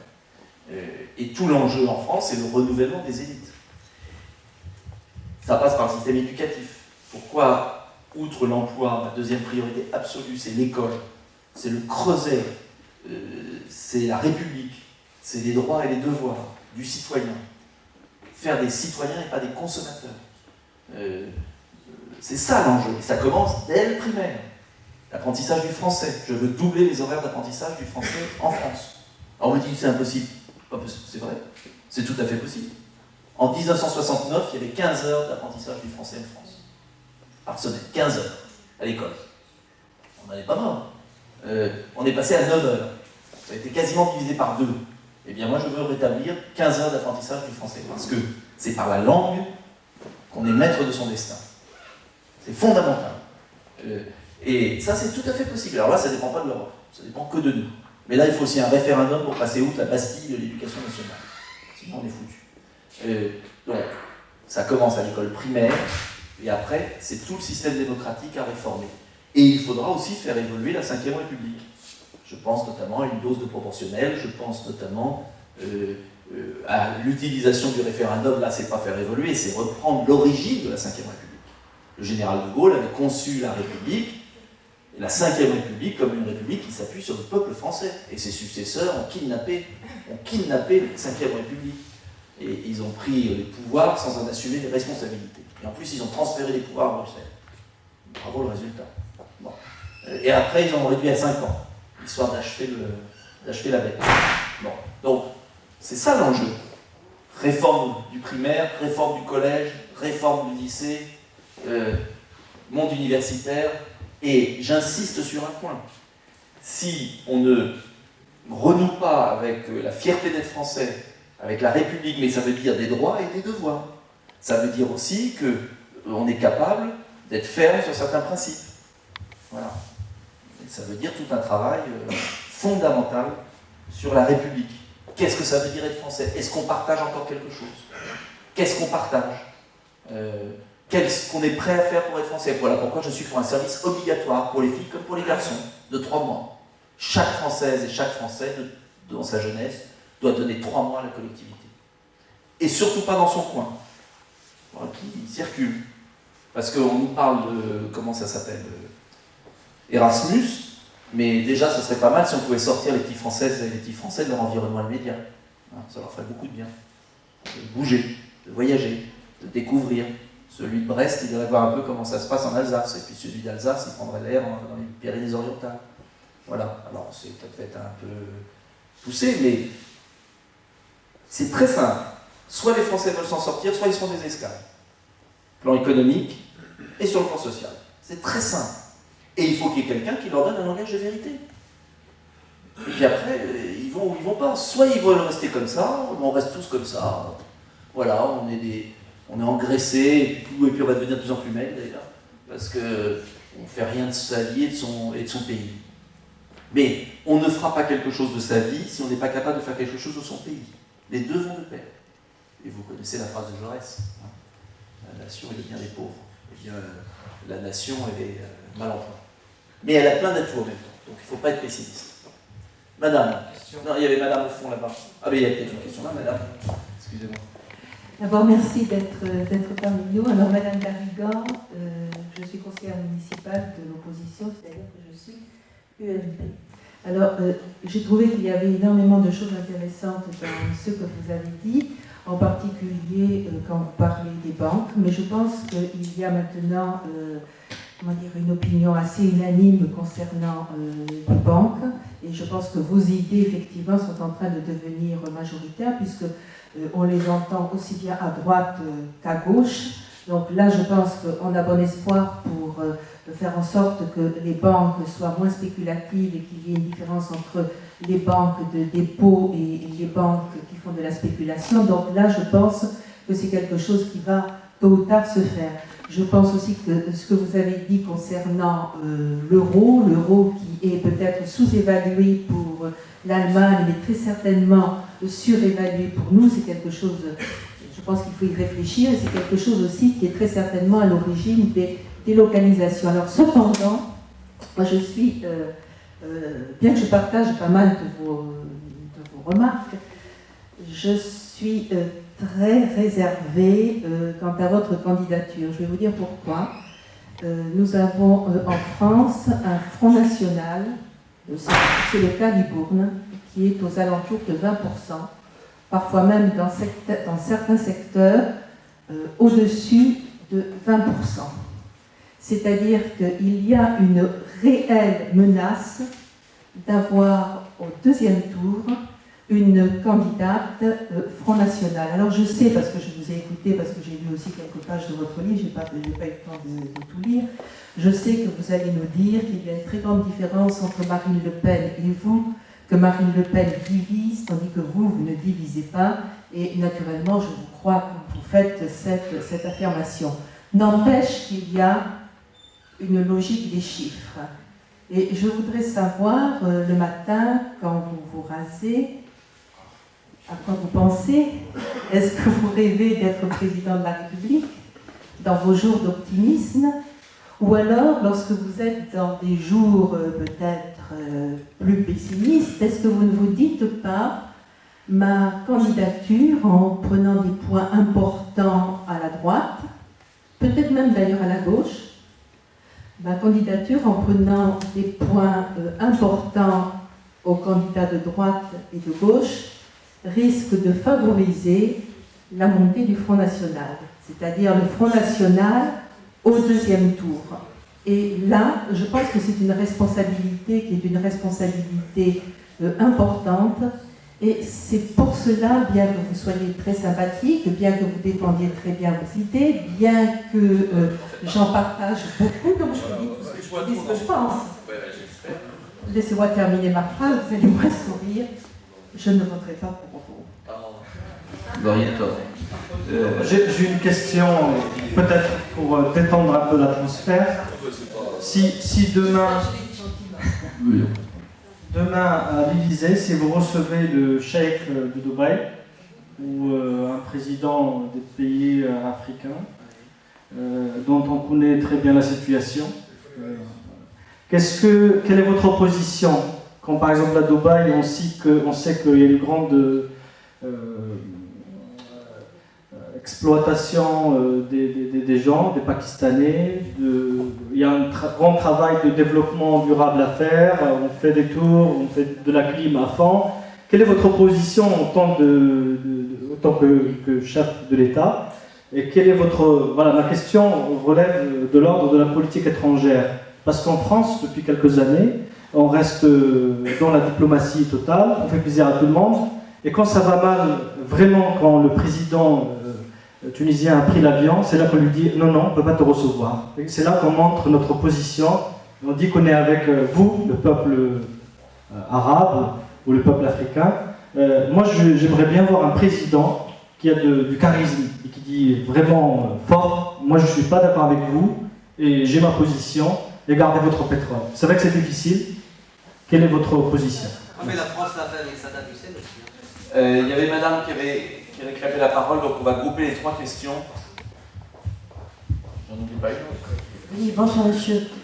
D'abord vous dire, enfin remercier les gens qui vous ont invité, parce que c'est vrai que j'avais envie effectivement de vous voir débattre et vous dire aussi que je me sens profondément européenne, mais aussi profondément mondialiste. Et j'avais une question toute simple. Quel candidat s'engage à lutter contre l'occupation de la Palestine? Alors cette question est vraiment toute simple et je voulais rapidement vous dire brièvement, il y a au mois de juillet, nous étions plus de 352 Français, dont 900 internationaux. Arrivés à l'aéroport Charles de Gaulle, eh bien, figurez-vous que nous avions été interdits d'aller en Palestine alors que nous étions invités par la société civile palestinienne. Une liste noire est apparue et cette liste noire a été donnée ni plus ni moins par le Quai d'Orsay, par notre gouvernement qui nous a vendus. Et c'est comme ça que nous pouvons dire aujourd'hui qu'il y a des checkpoints en France et que, à la limite, notre pays peut s'appeler aussi Israël. Alors, il y a beaucoup de questions. D'abord, je vais répondre tout de suite à la question de madame pour ne pas l'évacuer. Ma position est très simple. J'ai toujours eu une seule position, qui est l'application de la résolution de 1967, ou de 60, la résolution, je n'ai plus le numéro en tête, qui est toujours la même. J'ai toujours été clair sur cette affaire. Il faut qu'il y ait la reconnaissance d'un État palestinien, c'est une évidence, mais aussi la reconnaissance de l'État d'Israël. Et cette reconnaissance mutuelle, ce qui était le cas d'ailleurs, cette reconnaissance mutuelle est élémentaire pour qu'il y ait la paix dans cette région. J'ai jamais changé d'avis là-dessus. J'étais d'ailleurs sur l'affaire de l'ONU, j'ai fait un blog que vous pouvez retrouver sur mon blog d'il y a 15 jours à peu près. Hein. Vous avez mon blog, c'est écrit et pesé au millimètre parce que chaque mot a son importance dans ce genre de discussion pour qu'on soit limpide là-dessus. D'ailleurs, je le dirais très clairement, et je l'ai dit, j'ai dit la même chose, j'allais dire, j'ai dit exactement la même chose dans quelques circonstances que ce soit, c'est l'intérêt de tout le monde. C'est l'intérêt de tout le monde. Et c'est vrai que j'aimerais que la France ait une position plus équilibrée, voilà, pour parler clair. Et que l'affaire de Roissy m'a énormément choqué, parce qu'on n'a pas à faire un contrôle, j'allais dire, au faciès ou à l'idée politique à Roissy. C'est insupportable. Donc voilà, je ne peux pas vous dire plus là-dessus. Je vous renvoie à mon écrit, j'aimerais que vous le regardiez, quitte à m'écrire, pour me dire votre sentiment sur ce texte. Une politique équilibrée, parce que sinon, on va au-devant de drames, et des drames en Lévis, enfin, on connaît par cœur, je ne vais pas en rajouter là-dessus, mais c'est un sujet essentiel, et c'est vrai que, et là, vous pardonnerez madame d'avoir un désaccord fondamental avec Nicolas Sarkozy, le retour dans le retour dans l'OTAN, l'envoi des troupes en Afghanistan, enfin bon, il y a tout là, on a le paquet cadeau avec le ruban et c'est dommage. Dommage pour l'image de la France et puis pour l'intérêt de la France et l'intérêt de tous ses peuples. Sur la question de madame, je vais vous dire, c'est juste ceux qui sont responsables par exemple de la montée du Front National, c'est ceux qui mènent la politique d'aujourd'hui. C'est pas moi, ça serait un comble. C'est ceux qui mènent cette politique absurde, économiquement absurde, socialement scandaleuse, et c'est eux qui sont responsables. Et je vais vous dire aussi, je crois justement que les Français ont envie d'avoir un patriote qui ne soit pas le Front National, et qu'ils ont le droit d'avoir le choix du patriotisme. Et que ma candidature, elle répond à un besoin, mais très profond, très profond. Le patriotisme et la République, patriote et républicain. Et c'est ce qui manque terriblement à la France. Donc voilà, donc j'ai pas le sentiment, comment vous dire, d'être responsable de la crispation française d'aujourd'hui qui est liée au désastre économique et social, cette politique absurde qui est menée et dont l'UMP n'a pas le monopole. Soyons clairs.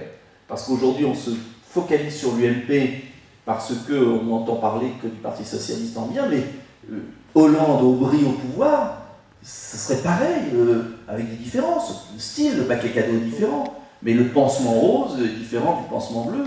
Mais ce sont que deux pansements, de faux pansements.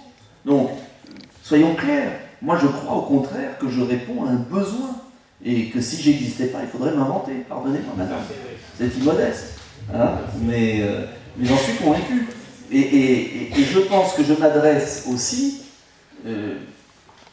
vous raisonnez sur le... Non, oui, mais vous raisonnez sur un échantillon qui est faux.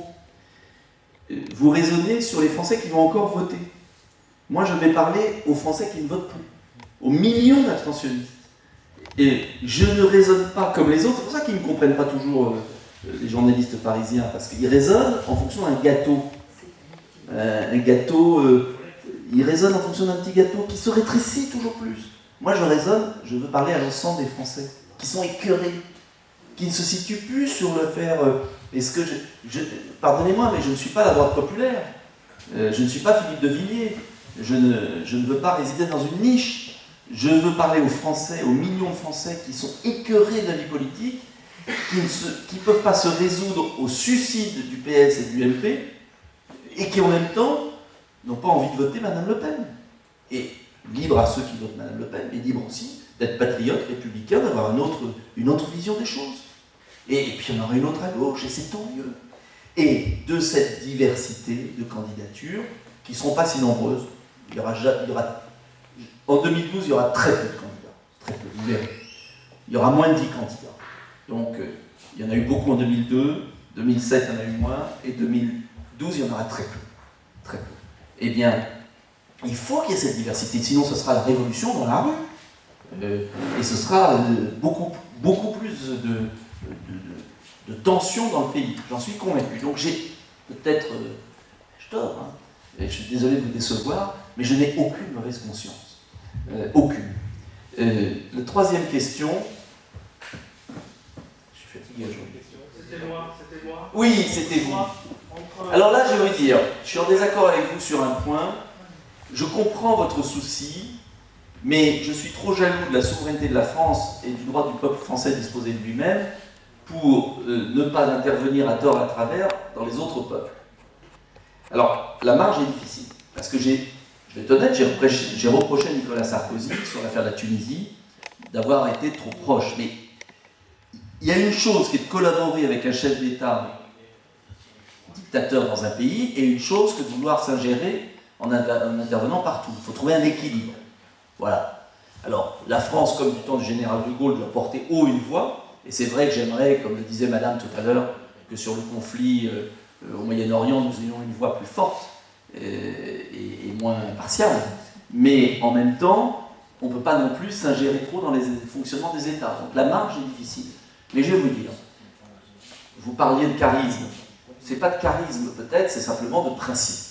Je pense qu'il y a de la marge pour que la France affiche des principes. Et le principe de fond, c'est le droit des peuples à disposer d'eux-mêmes. C'est-à-dire le principe de respect des peuples. Et déjà, si on faisait ça, on aurait, je pense, gagné pas mal de choses. Et on aurait évité certaines collaborations un peu indignes. Hein, voilà. Merci. Il nous reste un petit quart d'heure, on va prendre il y a monsieur qui va poser une question, là, qui est là. On va prendre les dernières questions. Voilà, les dernières questions. J'aurais aimé connaître votre position quant à l'énergie nucléaire et aux centrales qui sont en fin de vie.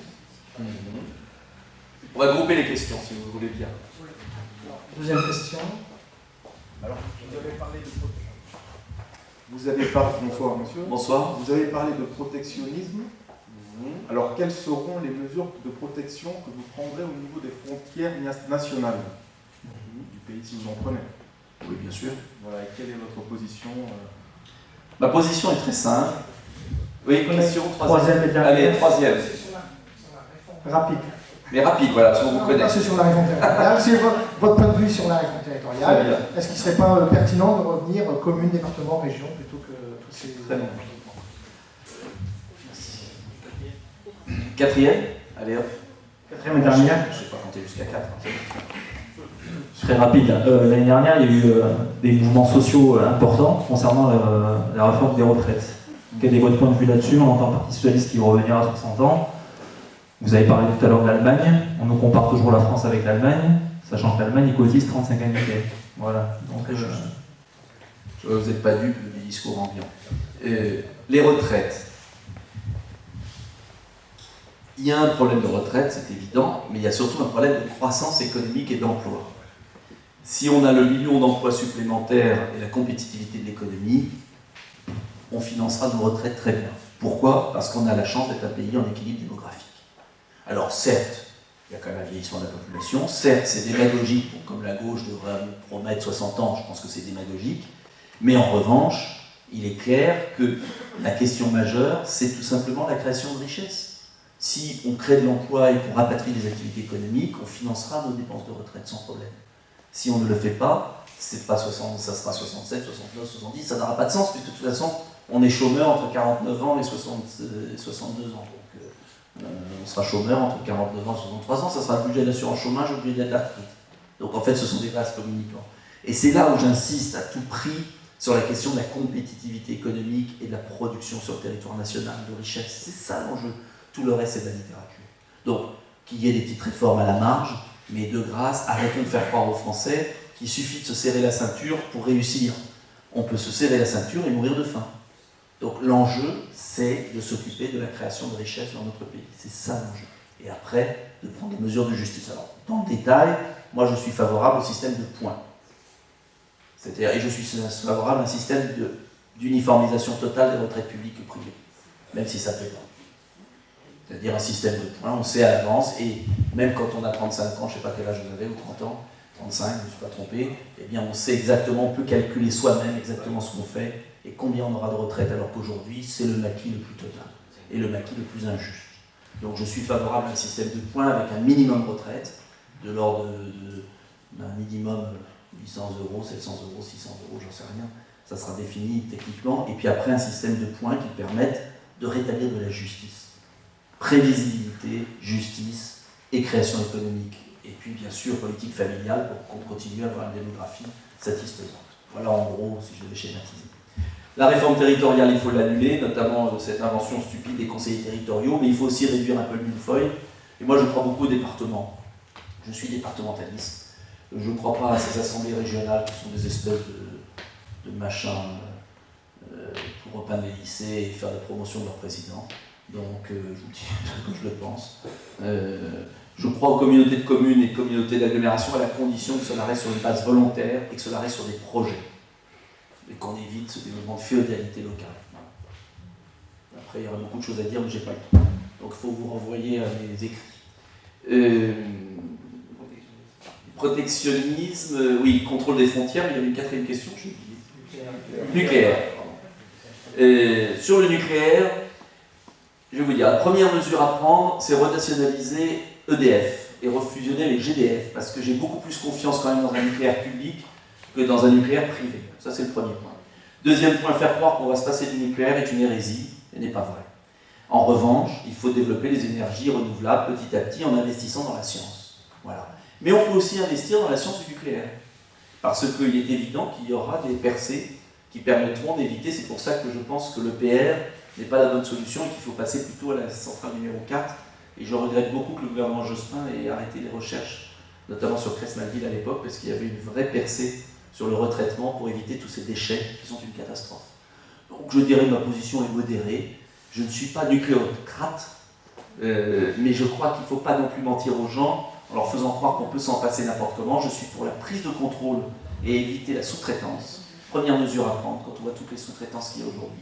Et deuxième mesure, je suis pour la réquisition de Total, pour que les profits de Total servent à la reconversion énergétique. Parce qu'il faut être très clair, les écolos sont très charmants de dire qu'il faut une politique énergétique, etc. Sauf comment on la fait? Il n'y a que l'État qui peut la faire. Et il faut s'appuyer sur les bénéfices de DFGDF et les bénéfices de Total pour investir cet argent chaque année dans des percées sur l'énergie solaire, sur les énergies des marées, sur les énergies éoliennes, etc. Donc il faut utiliser les bénéfices des énergies actuelles pour reconvertir. On sait que le problème majeur en France, c'est que dès qu'il y a eu une innovation, elle a été bloquée par les pétroliers ou elle a été bloquée par les nucléaires, les nucléocrates, pour surtout qu'on ne développe pas autre chose. Donc la question n'est pas de dire pour ou contre le nucléaire, il y aura du nucléaire encore maintenant, la question est de le contrôler et d'utiliser les bénéfices des deux grandes entreprises françaises qui sont Total et EDF-GDF pour orienter la recherche et faire ce qu'a fait le général de Gaulle sur le nucléaire, pourquoi on ne serait pas capable de le faire sur le solaire, qui est l'énergie évidemment d'avenir. Mais ça, cela nécessite des investissements considérables et une vraie politique publique. Ce que ne semble pas vouloir la gauche non plus. Donc, il faudra le faire. La dernière question sur le contrôle des frontières, je suis pour le rétablissement des contrôles aux frontières. Voilà. Parce que je considère qu'un pays qui ne maîtrise pas qui entre chez lui n'est pas un pays. Voilà. Et je pense qu'en France, il faut contrôler beaucoup plus sévèrement l'immigration. Et je pense que si on ne le fait pas, on donne la parole aux mondialistes, justement, qui finalement favorisent l'esclavage, puisque c'est un nouvel esclavage, faire venir des main-d'œuvre bon marché. Et je dirais, comme je l'ai dit dans une vidéo qui fut célèbre, Besancenot, Medef, même combat. Non, très clairement, même combat. Puisque ce sont des main-d'œuvre corvéables à merci qu'on fait venir, ce sont ce que j'appelle les délocalisations matérielles. C'est très simple la mondialisation d'aujourd'hui. C'est les délocalisations, donc esclavagiser ceux qu'on peut esclavagiser, et puis quand on ne peut pas le faire à l'extérieur, on fait venir la main-d'œuvre. On crée un problème majeur, bien sûr, parce que des populations nouvelles dans un pays traditionnel, obligatoirement ça fait boum, et on en joue. Juste, on allume le feu, juste ce qu'il faut pour diviser les gens. Et ce faisant, on alimente des mouvements, et chacun se renvoie la balle. Moi, je crois qu'il faut mieux contrôler nos frontières. Je crois qu'il faut stopper autant que possible l'immigration dans notre pays. Et en revanche, je souhaite que toutes celles et tous ceux qui sont sur notre sol, eh bien, il y ait une politique d'intégration très forte. J'ose même parler d'assimilation, c'est-à-dire de mots, pour qu'on ait tous français, et je considère tout français comme français, quelle que soit la couleur de sa peau, quelle que soit sa religion. Parce que ce n'est qu'à cette condition qu'on pourra rassembler les Français. Donc vous le voyez bien, à la fois appuyer sur le frein, sur les phénomènes migratoires, parce que sinon on n'y arrivera pas, et appuyer sur l'accélérateur, sur l'intégration républicaine, qui est la seule solution pour que chaque petit Français, quelle que soit la couleur de sa peau, puisse se sentir français et participe à l'aventure nationale. C'est un défi considérable, et c'est pas facile. Parce que quand vous appuyez sur le frein, on vous accuse d'être, évidemment, les bonnes âmes vous disent « Ah, vous êtes raciste », ce qui est totalement faux. Et quand vous appuyez sur l'accélérateur, il faut vaincre les pastilles qui, bien sûr, sont là pour dire « Ah, toi, t'es pas comme ci, toi, t'es récent, toi, t'es ancien, toi, t'es ceci ». Mais t'es français, t'es sur le sol français. Et tu dois avoir les droits des Français, mais aussi les devoirs des Français. Et tout le monde doit avoir les mêmes droits, les mêmes devoirs. Donc c'est un schéma intellectuel radicalement différent de tout ce qu'on a connu. Car le schéma actuel dans lequel on a enfoncé la France depuis 20 ans, c'est quoi? C'est on ouvre tout, et après on différencie à l'intérieur. C'est ce que j'appelle la logique des ghettos. La logique des ghettos et des haines. Et ce faisant, on divise les Français, et on divise en général les plus pauvres des Français. Hein? Et on les met les uns contre les autres, ce qui permet de tenir le pays en se disant comme ça ils sont divisés. Hein? En vérité, il faut une grande politique républicaine de développement de l'emploi, de l'école, des services publics. Une politique qui renforce ce sentiment d'appartenance, parce qu'on s'en sortira ensemble ou on ne s'en sortira pas. Et il est totalement faux de croire que certains pourront s'en sortir et que d'autres pourront rester sur le carreau. C'est une illusion totale. Voilà, c'est un vaste défi. C'est pas facile parce qu'on a les bonnes âmes. On a les bonnes âmes qui, pendant 20 ans, ont soufflé sur les braises. Je dirais l'alliance du patronat et des antiracistes, faux antiracistes bien sûr. C'est ces dames patronesses du XXe siècle. Il y a eu les dames patronesses du XIXe, il y a les dames patronesses. Elles ont leurs pauvres, pardonnez-moi de le dire comme ça, et bien ils ont leurs immigrés, entre guillemets. Eh bien c'est délétère, parce que moi je considère que toute personne sur le sol, quel que soit français, et je ne le considère pas différemment. Et je n'aime pas cette espèce de charité malsaine qu'ont développé beaucoup de forces politiques en France. Voilà. Il y a un vrai boulot à faire. Il y a un grand boulot à faire. Mais pour faire ce boulot, pardonnez-moi, il faut avoir les idées claires dans sa tête. Et il faut aussi ne pas surfer sur les mauvais sentiments. Parce qu'on ne peut pas à la fois avoir un discours républicain et faire des affiches en mettant à l'index telle population. Ça c'est dangereux, très dangereux. Et voilà, ce qui ne sait pas, il faut être clair du Front National. Je le dis très franchement. C'est que je ne pense pas qu'on puisse rassembler les Français avec ça. C'est très dangereux. Parce que c'est jouer sur les uns les autres. Et on n'y arrivera pas. En même temps, je ne suis pas d'accord non plus avec ceux qui veulent tout ouvrir et qui considèrent que tout va bien et qu'on peut, dans un département comme la Seine-Saint-Denis, ajouter encore 500 000 personnes venant de partout dans le monde. C'est créer la bombe. C'est vraiment être irresponsable. totalement irresponsable. Donc, contrôle des frontières, maîtrise de l'immigration, accélérateur sur l'intégration républicaine. Mais c'est du boulot. C'est un énorme boulot. Et réconciliation des Français. Réconciliation des Français, parce que, et voilà pourquoi on n'a pas le droit de jouer avec ça, parce que c'est un des défis majeurs. Je vais vous dire, les deux défis des Français et de notre pays, c'est redresser la France, donc se donner les moyens du redressement économique et social. Et ça, c'est un effort économique, parce que dans la guerre économique, nous devons nous protéger et nous devons partir à l'attaque. Donc, c'est vraiment redresser la France, c'est un effort économique et social sans précédent. Et le deuxième défi, il est éducatif et culturel, il est de rassembler les Français autour des idéaux de la République. Et de les rassembler avec des preuves de rassemblement. Parce que l'amour demande des preuves d'amour. Donc ça veut dire lutter contre les discriminations, ça veut dire mettre en place une égalité réelle des citoyens, ça veut dire demander aussi des devoirs à ceux qui ne les font pas, ça veut dire aussi trancher entre les petits voyous et les autres. Et comme on ne tranche pas et qu'on n'exclut pas les petits voyous du jeu social, et on en fait des héros, et donc je suis désolé, ils doivent aller en prison. Parce qu'ils déconsidèrent toute une jeunesse. Et moi j'en ai assez de voir dans mes quartiers 3 dealers déconsidérer 10 000 jeunes. Et, oui. Et parce qu'on n'a pas été capable de les mettre en prison et de démanteler les trafics, on déconsidère toute une population. Et c'est inacceptable. Et c'est pas acceptable dans aucun pays au monde, et pourtant ça se fait dans nos banlieues. Et on sait très bien comment ça marche. Donc il faut une autorité républicaine, il faut rétablir une autorité républicaine, faire fonctionner la justice, bref, remettre l'État debout. Hein, c'est pas debout la République, c'est debout l'État en fait. Et surtout aujourd'hui. Voilà. J'étais peut-être un peu long. Quelle heure est-il ? Eh bien il est 9h30 pile. Oui, je crois on a une question joker ou pas ? Je crois qu'on va s'arrêter là. Vous avez peur de la dernière question ?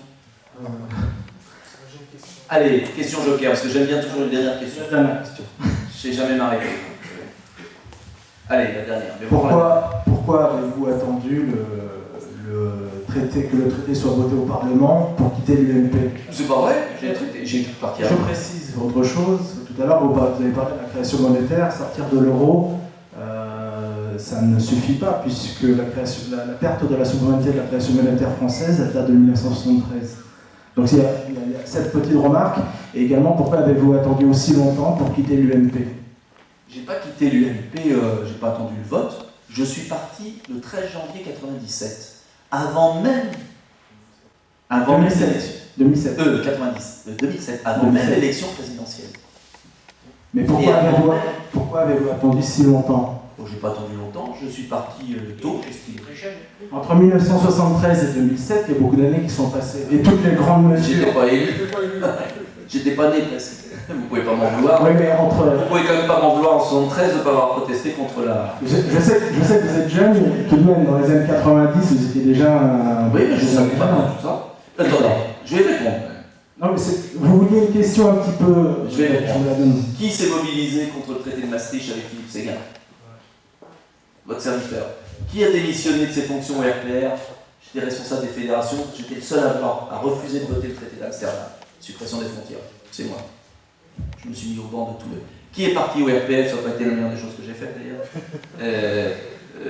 En 99, c'est moi. Donc si vous voulez, j'ai fait tout ce que je pouvais, mais j'étais pas connu. Et si vous voulez, si M. Dupont-Aignan, illustre inconnu, disait je m'en vais, tout le monde s'en foutait éperdument. Donc vous n'étiez même pas au courant. Dès que j'ai eu les moyens de le faire, je l'ai fait. Je pouvais difficilement faire plus, honnêtement. Et je l'ai fait exprès avant la présidentielle, parce que je vais vous dire, je ne voulais pas qu'on dise que je me faisais élire député sur l'étiquette UMP et qu'après je m'en allais. Et j'ai dit, présentez-moi quelqu'un contre moi. Et ils ont fait un sondage et ils ont présenté personne. Voilà. Donc je vais écrire là-dessus. Ce qui est évident, c'est que le référendum, c'est bien sûr l'amendement de la loi 73, bien sûr. À ne pas mettre entre toutes les mains non plus, parce qu'il ne s'agit pas non plus de faire des créations monétaires pour aboutir à l'inflation, donc à ne pas mettre entre toutes les mains. Mais il faut abandonner la loi 73 et revenir. Il y avait autre chose dans votre question que j'ai oublié. Donc je pense avoir fait tout ce que j'ai pu.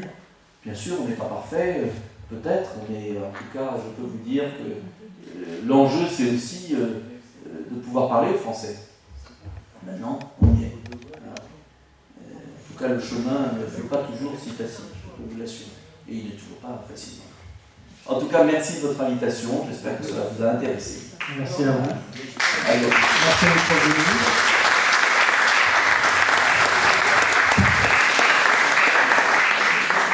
Encore une deuxième fois, un grand merci d'être venu de la région parisienne. Merci à vous, chers amis, mesdames et messieurs, d'être là ce soir. J'espère qu'on a répondu à vos attentes et qu'on était à la hauteur pour cet échange, ce débat. Derrière, vous avez un stand, si vous voulez vous restaurer, on peut dire ça comme ça. Et puis, de l'autre côté, vous avez des petits formulaires si vous voulez vous inscrire dans notre liste de contacts de repères. Et aussi, on est sur Facebook. Si vous voulez cliquer sur j'aime, si vous nous aimez. Comme l'a dit M. Nicolas Dupont-Aignan, l'amour a besoin de preuves. Donc, c'est dans ce contexte-là. Ah, mais ceux qui ne sont pas sur Facebook, alors. Ben, il faut y être. Ah non, moi j'y suis pas, je veux pas y être. C'est une liberté. Merci beaucoup.